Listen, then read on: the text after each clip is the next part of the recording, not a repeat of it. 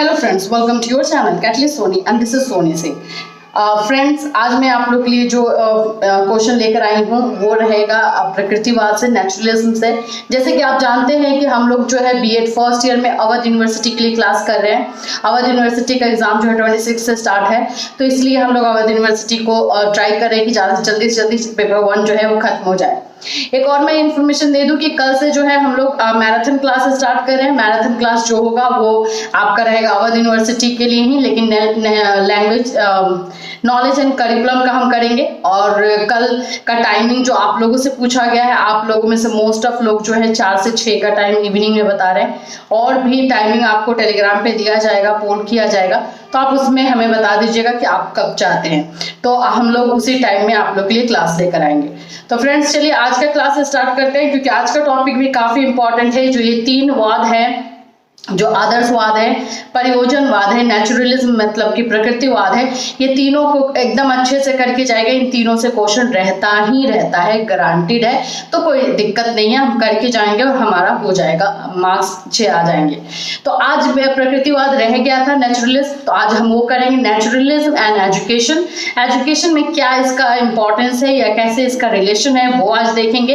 And actually में प्रकृतिवाद होता क्या है, डेफिनेशन क्या है, सिद्धांत क्या है, विशेषता क्या होती है, ये सारी चीजें देखेंगे।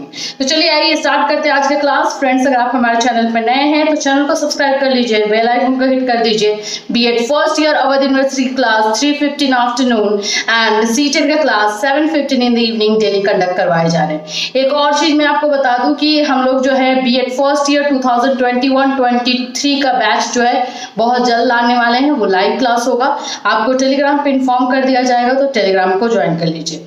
इससे रिलेटेड आपको कोई भी क्वेरीज है, कुछ भी क्वेश्चन आप करना चाहते हैं, तो हमें इंस्टाग्राम पे फॉलो करके आप मैसेज कर सकते हैं। इंस्टाग्राम का लिंक जो है डिस्क्रिप्शन में दे दिया गया है। चलिए स्टार्ट करते हैं आज का क्लास। प्रकृतिवाद क्या है, शिक्षा क्या है, प्रकृतिवाद से शिक्षा का क्या रिलेशन क्या है। तो यहाँ पे देखिए, पहले इससे रिलेटेड क्वेश्चन कैसे कैसे आते हैं, कौन कौन से क्वेश्चन रहेंगे। देखिए, फर्स्ट क्वेश्चन है, what do you understand by naturalism in education? Discuss briefly its merits and limitation as system of educational philosophy. शिक्षा में प्रकृतिवाद से आप क्या समझते हैं? शिक्षा दर्शन की प्रणाली के रूप में इसके गुणों तथा सीमाओं की विवेचना कीजिए। प्रकृतिवाद क्या है, प्रकृतिवाद के अर्थ, परिभाषा और सिद्धांतों को बताइए। यहाँ पे एक नया वर्ड यूज कर दिया, सिद्धांत। मैं बता दूं, यहाँ पे जितने टाइप के क्वेश्चन आएंगे, आंसर एक ही टाइप का लिखना है, जो कि हम आंसर भी डिस्कस करेंगे इस वीडियो में। और उसके बाद से यहाँ पे क्वेश्चन जिस टाइप के आते हैं, अभी तक एग्जाम में आ चुके हैं, वो सारे क्वेश्चन मैं आपके लिए लेकर आई हूँ। देखिए, एक आया है, what is naturalism in education? Discuss the contribution of naturalism into educational thought. शिक्षा में प्रकृतिवाद क्या है, शैक्षिक विचारधारा में प्रकृतिवाद के योगदान की विवेचना कीजिए। चलिए और देख लेते हैं। इस तरह से बहुत सारे रूसो द्वारा प्रतिपादित शिक्षा में प्रकृतिवाद के मूल सिद्धांतों की विवेचना कीजिए। हमारी वर्तमान शिक्षा प्रणाली इस दर्शन पर कितनी दूर तक आधारित है? शिक्षा में प्रकृतिवाद क्या है? किस प्रकार से दर्शन ने शैक्षिक विचार और व्यवहार को प्रभावित किया? प्रकृतिवाद से आप क्या समझते हैं कि शिक्षा सिद्धांत को किसने किस प्रकार प्रकृतिवाद। देखिए, सबसे मेन तो है कि हमें क्या क्या करना है, प्रकृतिवाद का डेफिनेशन, परिभाषा क्या करना है, फिर उसके बाद उसका सिद्धांत करना है, विशेषता करनी है, फिर उसका शिक्षा के साथ क्या रिलेशन है वो करना है, शिक्षा में कितना कंट्रीब्यूशन योगदान है वो करना है। चलिए, ये सारे क्वेश्चन आप देख लीजिएगा। इसका पीडीएफ जो है आपको टेलीग्राम पे मिल जाएगा, सो इतना टेंशन नहीं लेना है। आंसर हम देख लेते हैं, लिखना कैसे है और कौन कौन से टॉपिक पे लिखना है। सबसे पहले तो हम स्टार्ट करेंगे प्रकृतिवाद एंड शिक्षा। प्रकृतिवाद का डेफिनेशन देखते हैं। प्रकृतिवाद एक भौतिकवादी दर्शन है जो इस सृष्टि की रचना के लिए प्रकृति को ही उत्तरदायी मानता है। जैसे कि नाम है नेचुरलिज्म, तो इसमें प्रकृति को, जो हमारा नेचर है, उसको हम बोल सकते हैं कि ज्यादा इंपॉर्टेंस देते हैं। जैसे आदर्शवाद में जो है हम इंपॉर्टेंस देते थे, जो पुराने ये है थॉट है, जो हमारा थॉट प्रोसेस रहता था, उसको ईश्वरीय शक्ति से रिलेट करके देखते थे। अपना अपना थॉट, अपना अपना आदर्श जो बने हुए थे, उनको को मानते थे, जो पहले से रूल्स रेगुलेशन बनाए गए हैं उसको फॉलो करना चाहिए, ये सारी चीजें पर हम ध्यान देते थे। उसी तरह से प्रयोजनवाद जो है वेस्टर्न था टोटली, तो वेस्टर्न में हम लोग ज्ञान को प्राप्ति के लिए मानते थे, ज्ञान को कैसे पाया जाए, कैसे फॉलो किया जाए, ज्ञान की खोज कैसे की जाए, ये प्रयोजनवाद में था। अब यहाँ पर जो है ये नेचर से रिलेटेड है, प्रकृति से रिलेटेड है। तो यहाँ वाले लोग जो है हमारे आसपास में दुनिया जो बसी हुई है या जो वर्ल्ड क्रिएट हुआ है, इसमें ये रिस्पॉन्सिबल और या फिर आप बोल सकते हैं इसमें योगदान जो है सबसे ज्यादा इंपॉर्टेंस जो है वो नेचर को देते हैं, प्रकृति को देते हैं। ठीक है, प्रकृति की व्याख्याता सामान्यतः दो रूपों में की जाती है। प्रथम, सामान्य अर्थ में प्रकृति से तात्पर्य स्वाभाविक रूप में विकसित होने वाले रचना से लिया जाता है। इस ब्रह्मांड के सभी तत्वों जिनकी रचना में मनुष्य का कोई योगदान नहीं होता प्रकृति कहलाती है। मतलब कि हम दो तरह की बात करते हैं ना, टू थिंग्स जो मेड रहता है, बोलते हैं कि ये नेचर मेड है, ये ह्यूमन मेड है, मैन मेड है, तो उस तरह का चीज को यहाँ पे देखा जाता है। इसमें ऐसी चीजों को लिया जाता है जिसमें इंसान का कोई योगदान हो ना हो, इंसान ने उसको ना बनाया हो, वो प्रकृति ने बनाया हो, तो उसको हम प्रकृति मेड बोलते। वो सारी चीजें जो है नेचर में आती है, नेचुरलिज्म में आती है और प्रकृति के अंतर्गत आती है। ठीक है, दूसरे शब्दों में ये दो तरह का डिवीजन है इसमें। तो पहला में तो हम ये देख लिए कि इंसान की तरह अगर नहीं बना है, इंसान नहीं बनाया है, ये इंसान का योगदान नहीं है, तो प्राकृतिक है। अब देखते हैं दूसरे में, दार्शनिक दृष्टि से प्रकृति से तात्पर्य उस मूल्य तत्व से है जो सर्वत्र तथा सर्वदा विद्यमान है और निश्चित नियमानुसार क्रियाशील है। ये तो हमारा एक प्रोसेस हुआ जिसमें हम इंसान से का जहां योगदान नहीं होता उसको प्राकृतिक मान लेते हैं।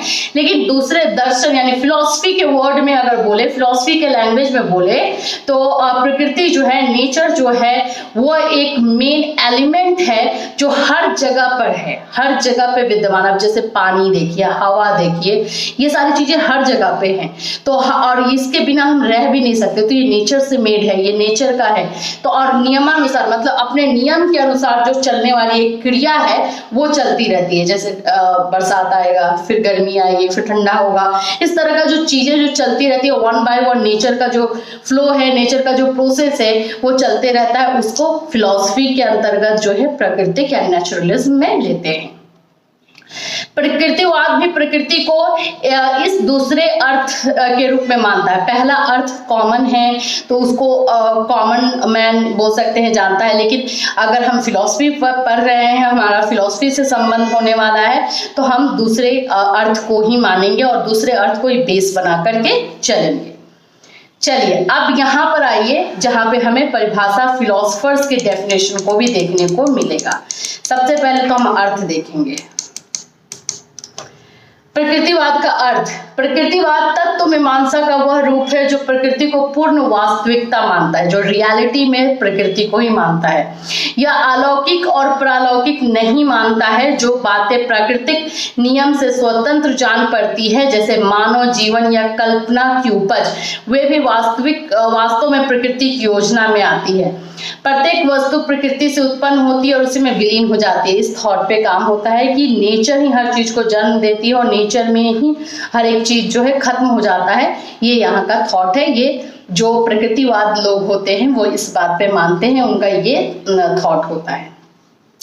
निसंदेह कुछ ऐसी बातें ऐसी हैं जिनका हमें ज्ञान नहीं है, विज्ञान इन्हीं को जानने का प्रयत्न करता है, पर ये बातें स्वयं प्रकृति ही है और कुछ नहीं, प्रकृति से परे या प्रकृति के बाद कुछ नहीं है। प्रकृति में अब नेचर में इतनी चीजें हैं कि अब हम जान रहे हैं, अब हमारे साइंटिस्ट जो हैं खोज कर रहे हैं, तो हमें पता चल रहा है। पहले हमें ये भी नहीं पता था, हमारे जो पूर्वज हैं उनको इतना भी नहीं पता था। तो अब धीरे धीरे जो है विज्ञान वहां तक पहुंच रहा है। लेकिन जहां तक अभी भी विज्ञान नहीं पहुंचा है वो भी प्रकृति के अंदर ही आती है और प्रकृति के अंदर ही खत्म हो जाती है, प्रकृति के अंदर ही रहती है और हम धीरे धीरे वहां तक पहुंच रहे हैं। इसका मतलब ये है कि ये बहुत ही वाइड में है, फैला हुआ है, जहां तक अभी हमें पहुंचने में टाइम लगेगा। ठीक है, तो ये हो गया प्रकृति का अर्थ। अब आइए परिभाषा, जिसमें फिलोसफर का डेफिनेशन होगा। देखिए यहां पर आपको एक सेकेंड 3 डेफिनेशन देखने को मिल रहा है। ठीक है, तीन थॉमस और लैंग का है, फिर उसके बाद पैरी का है, फिर जेम्स वॉट का है। इस तरह से आपको लिखना है। और डेफिनेशन ऑफ नेचुरलिज्म करके इंग्लिश में भी लिखते हैं तो कोई दिक्कत नहीं है, हिंदी इंग्लिश आप मिक्स करके लिख सकते हैं। इसको अंडरलाइन जरूर कीजिएगा। जिनका भी फिलोसफर का आप लिख रहे हैं, जेम्स का लिख रहे हैं, फिर पैरी का लिख रहे हैं, इन लोगों का जो मानना है वो है। ये PDF आपको मिल जाएगा, इनका स्टेटमेंट है तो इसमें समझाने वाली बात नहीं है, आपको लर्न ही करना पड़ेगा। ठीक है, अब आइए देखते हैं प्रकृतिवाद के रूप, फॉर्म्स ऑफ नेचुरलिज्म। नेचुरलिज्म के फॉर्म कौन कौन से? प्रकृतिवाद चरम सत्ता को प्रकृति में निहित मानता है। प्रकृति का अर्थ अत्यंत व्यापक है, बहुत ही वाइड है। प्रकृति के विभिन्न रूपों में व्याख्या की जाती है। उदाहरणतः प्रकृति का अर्थ भौतिक जगत से लगाया जाता है, जिसे मनुष्य इंद्रियों के माध्यम से देख एवं समझ सकता है। प्रकृति को, नेचर को जो इतना हम जानते हैं कि हम सिर्फ देख करके समझ सकते हैं, छू करके समझ सकते हैं, इससे ज्यादा हम कुछ नहीं कर सकते। लेकिन ये इतना वाइड है जो कि हम देख भी नहीं पा रहे, हम छू भी नहीं पा रहे, हम समझ भी नहीं पा रहे। इतनी दूर में ये फैला हुआ है जहां तक हमारी सोच जो है बोल सकते हैं पहुंच नहीं पा रही है। आइए इसके फॉर्म को देख लेते हैं। यहाँ पे सबसे पहला जो है परमाणुवादी प्रकृतिवाद। इसमें जितने भी लोग होते हैं ना, प्रकृतिवादी जो लोग होते हैं, जो इस बात में बिलीव करते हैं कि इंसान जो है नेचर से ही बना है, नेचर में ही खत्म हो जा रहा है, सब जगह नेचर ही है, नेचर से ही हर चीज निकलता है और हर चीज खत्म हो जाता है, ऐसा थॉट होता है प्रकृतिवादियों लोगों का। उसमें कितने टाइप के प्रकृतिवाद होते हैं, सब अलग अलग होते हैं। कुछ साइंस में बिलीव करने वाले प्रकृतिवाद होते हैं, जो कि साइंस जो भी सर्च आउट करके बताए, फाइंड आउट करके बताए, उसमें बिलीव करेंगे। कुछ होते हैं परमाणुवादी होते हैं, उसको हम देखेंगे कि क्या होते हैं। यंत्रवादी होते हैं, मैकेनिकल होते हैं नेचुरलिस्ट, जो दिमागी और तंत्र बोलते हैं ना, यांत्रिक चीजों से, मशीनरी चीजों से रिलेट करके देखते हैं, तो वो भी होते हैं। आइए वन बाय वन देखते हैं, क्योंकि ये क्वेश्चन जो है शॉर्ट में भी आ जाता है कि वैज्ञानिक प्रकृतिवाद या शक्तिवाद से आप क्या समझते हैं। तो ये लिखने को आ जाएगा, तो पहले आपको समझ में आए तब तो आप लिख पाएंगे। चलिए, सबसे पहले है परमाणुवादी प्रकृतिवादी, एटोमिस्टिक नेचुरलिज्म। इसके अनुसार जगत की अंतिम इकाई परमाणु है। दृश्य जगत परमाणुओं की विविध संयोगों का प्रतिफल है। परमाणु अविभाज्य है, अनस्वर है। तो इसमें इन लोगों ने जो मेन इंपॉर्टेंस, ये भी प्रकृतिवादी हैं, लेकिन अब इसमें भी हम लोग कैटेगरी देख रहे हैं ना, तो इसमें परमाणुवादी लोग परमाणु को मेन मानते हैं। इनका ये कहना है कि परमाणु अविभाज्य है और हर जगह पे परमाणु ही है और परमाणु से ही जो है प्रकृति बनी हुई है, इस तरह का इनका थॉट है। दूसरा है वैज्ञानिक प्रकृतिवाद या शक्तिवाद भी इसको कहते हैं, ठीक है। साइंटिफिक नेचुरलिज्म और एनर्जिज्म। विज्ञान ने यह सिद्ध किया है कि परमाणुओं में गति होती है, उनका पुनः खंड हो सकते हैं, अतः इस वाद ने जगत का अंतिम तत्व शक्ति को माना है। शक्तिवाद मानव सृष्टि को भी प्रकृति प्रवृत्त मानता है। शक्तिवाद मनुष्य में स्वतंत्र इच्छा शक्ति को अस्वीकार करता है। शक्तिवाद नियतिवाद को लेकर आगे बढ़ता है। प्रकृति के अपने निश्चित नियम हैं, जिनमें कार्य कारण का नियम प्रमुख है। समस्त मानवीय क्रिया, ये तो साइंस को मानते हैं, आप जैसे जानते हैं। जैसे पहले वाले थे परमाणुवादी, तो उनका कहना था कि परमाणु जो है अविभाज्य है, उसको हम तोड़ नहीं सकते, उसको विभाजित नहीं कर सकते। लेकिन जो वैज्ञानिक प्रकृतिवादी हैं, जिनको शक्तिवाद कहा जाता है, उन्होंने तो ये प्रूफ कर दिया कि परमाणु को तोड़ा जा सकता है, तो वहीं से उनका थॉट तो खत्म हो गया। इसीलिए इसको इस बोल सकते हैं फॉर्म को, इस रूप को सबसे ज्यादा शक्तिशाली माना जाने लगा, इसीलिए इसको शक्तिवाद का नाम दे दिया गया। और इनका ये कहना है कि नेचर का अपना एक प्रोसेस है, उस प्रोसेस के तहत ही काम होता है नेचर में, उसको कोई रोक नहीं सकता, कोई बदल नहीं सकता। अगर कोई ट्राई करता है बदलने के लिए तो उसके दुष्परिणाम होते हैं, उसके रेपोकेशंस जो है वो होते हैं। तो ये है वैज्ञानिक प्रकृतिवादी। अब आगे देखते हैं यंत्रवादी।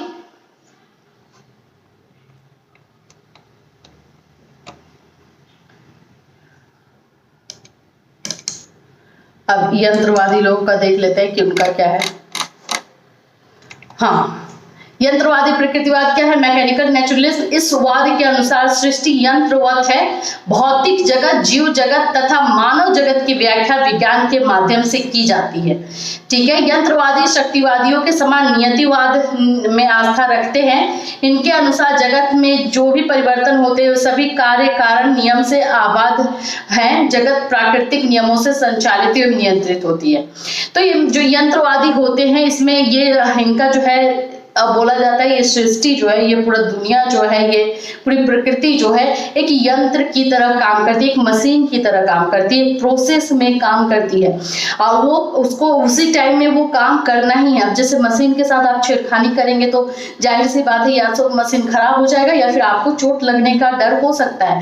उसी तरह से यहाँ पर जो है इस नेचर के बारे में यंत्रवादी लोग मानते हैं कि इसका एक प्रोसेस होता है जिसमें इंसान, जीव जगत जो होते हैं, मानव जगत बोलिए, जीव जगत बोलिए, भौतिक जगत बोलिए, ये सारे आते हैं और सबका अपना अपना एक प्रोसेस होता है काम करने का, उसी के अनुसार ये काम होता है।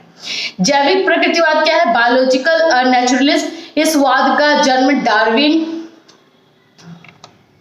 डार्विन के विकासवादी सिद्धांत से माना जाता है।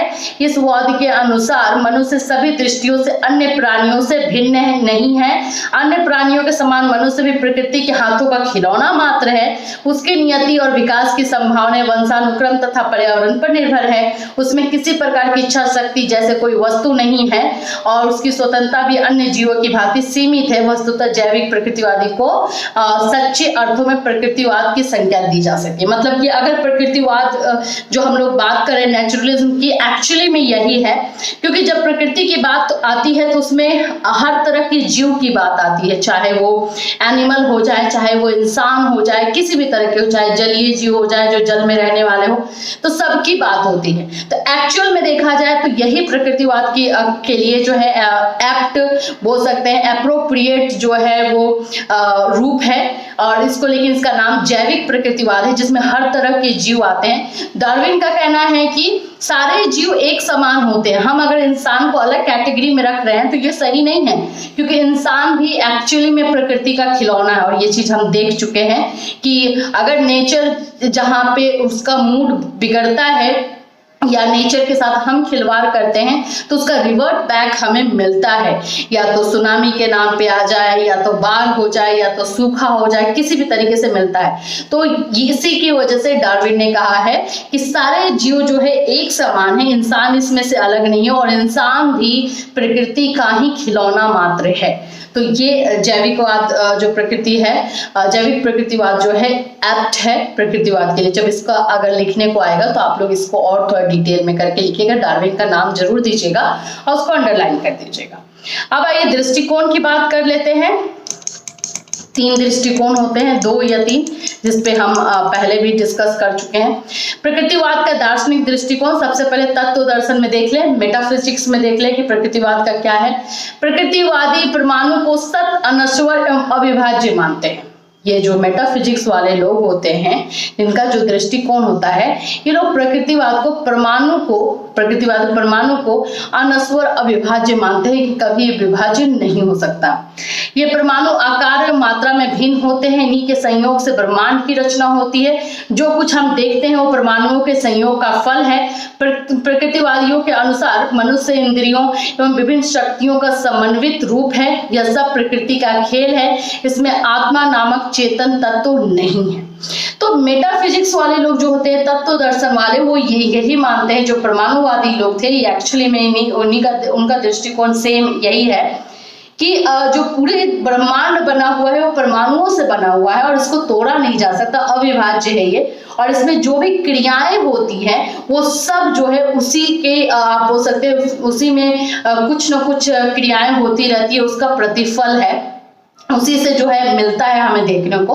तो इसमें ये इंसान को, मनुष्य को इतना ज्यादा इंपॉर्टेंस नहीं दिया जा रहा है। इसमें बोला जा रहा है परमाणुओं का ही ये खेल है, जो चीजें चल रही है हमारे आसपास सब कुछ परमाणुओं से बना हुआ है। तो ये हमारा तत्व दर्शन के प्रकृतिवादी लोग, जो मेटाफिजिक्स वाले लोग हैं, वो इस बात में मानते हैं। अब आइए ज्ञान शास्त्र में प्रकृतिवाद को देख लेते हैं। नेचुरलिज्म इन एपिस्टेमोलॉजी। प्रकृतिवादी प्रत्यक्ष ज्ञान का समर्थन करते हैं। वे इंद्रियों तथा अनुभव के माध्यम से ज्ञान की प्राप्ति पर बल देते हैं। वे इंद्रियों द्वारा प्राप्त किए जाने वाले ज्ञान को सत्य मानते हैं। हर्बर्ट स्पेंसर इस ज्ञान को निम्न स्तर के ज्ञान से ऊंचा और तत्व ज्ञान से निम्न मानते हैं। एक्चुअली में क्या है, इसमें ज्ञान शास्त्र में मतलब कि एपिस्टेमोलॉजी में हम ये देखते हैं कि हम अपनी आंख से, कान से, नाक से, हाथ से छूकर, ये सबसे हम जब देख पा रहे हैं, हम इससे जो जो चीजें फील कर पा रहे हैं या देख पा रहे हैं या सुन पा रहे हैं, उन चीजों को ही हम सत्य मानते हैं, उन चीजों को ही हम ज्ञान मानते हैं, वही सच होता है हमारे लिए। तो इस दृष्टिकोण वाले लोग, इस आप बोल सकते हो कि ज्ञान शास्त्र वाले लोग जो है, उनका दृष्टिकोण इसी तरह का होता है कि जो चीज हम देखेंगे, जो चीज हम सुनेंगे, जो चीज हम सूंघेंगे, जो चीज हम फील करेंगे, वही सच होगा, अदर देन दैट जो नहीं होगा। जैसे परमाणु हमें दिख नहीं रहा है कि यहाँ पे जो हमारे आसपास में ब्रह्मांड बना है वो परमाणुओं से बना हुआ हमें दिखाई नहीं दे रहा है, तो हम उसको सच नहीं मानेंगे। ये ज्ञान शास्त्र वाले लोगों का कहना है, यही डिफरेंस है इसमें। अब आइए देखते हैं कि शिक्षा में प्रकृतिवादियों के संप्रदाय, school of naturalist in education. शिक्षा में, एजुकेशन में इसका जो है क्या इंपॉर्टेंस है और क्या रिलेशन है। शैक्षिक दृष्टिकोण से प्रकृतिवादियों को अधोलेखित 3 संप्रदायों और 3 श्रेणियों में बांट दिया गया है। मूल प्रवृत्तिकमवादी या पदार्थवादी ज्यादा बेटर है, प्रकृतिवाद, ठीक है। इसमें क्या होता है, फिजिकल नेचुरलिस्ट में इस संप्रदाय के प्रकृतिवादी बिना किसी नियंत्रण के स्वतंत्र विकास पर बल देते हैं।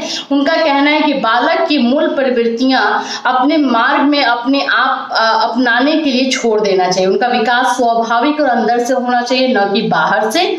उसे प्रकृति के बीच में रहकर स्वयं शिक्षा प्राप्त करनी चाहिए। तो ये जो पदार्थवादी प्रकृतिवादी हैं, ये पहले अभी हम क्या देख रहे हैं, हम शिक्षा में इसका यूज कहाँ कहाँ होता है, इसका शिक्षा से क्या कनेक्शन है, वो हम देख रहे हैं। ये किस तरह से जो है एक शिक्षा में, एजुकेशन में एक स्कूल का काम करता है प्रकृतिवादी। तो इसमें बोला ये जा रहा है कि जो बालक होते हैं, जिनका विकास होना है, उनको प्रकृति में ऐसे खुले छोड़ देना चाहिए ताकि वो अपने से कुछ सीखें, क्योंकि उनके अंदर भी ये सारी चीजें होती हैं। तो खुद से वो एक्सप्लोर करेंगे, खुद से वो खोजेंगे, सीखेंगे, तो ज्यादा दिन तक उनके दिमाग में रहेगा, और खुद से वो सीखेंगे तो वो उनके अंदर जो है बैठ जाएगी। तो स्वयं शिक्षा प्राप्त करने में यहाँ पे बिलीव करते हैं जो है पदार्थवादी प्रकृतिवादी, ठीक है। यहाँ पे और भी जो दिया हुआ इन प्रकृतिवादियों के अनुसार, प्रत्येक बालक में 2 मूलभूत प्रेरणाएं होती है, बेसिक अर्जेस पाई जाती है, एक्सप्रेशन और एक्टिविटी। इसको माना है इन्होंने।